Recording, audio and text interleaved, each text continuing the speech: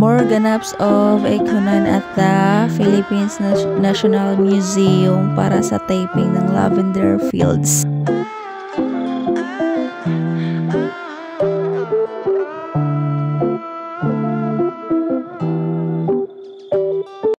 More ganaps of Eco9, Jericho Rosales and Jen Gutierrez at the Philippines National Museum taping for the Lavender Field. So, ayan yung kaganapan nila yesterday, guys. So, ito nga yung pinost ni Kuya.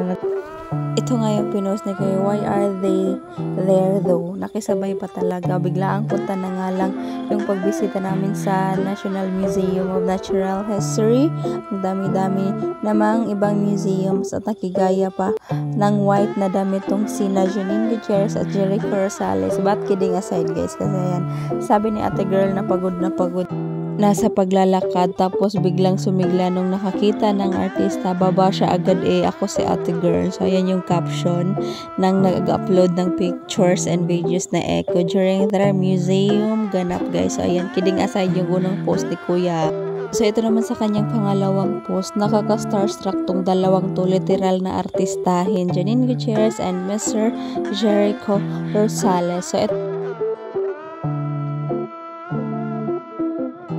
samantala, Jake Ejercito nagbahagi ng kanilang ganap sa Edis Choice Award 2024. So, ito yung caption. So, ayan, at the 7th Edis Choice, cheers to the Society of the Philippines Entertainment Editors at mabuhay ang pelikulang Pilipino.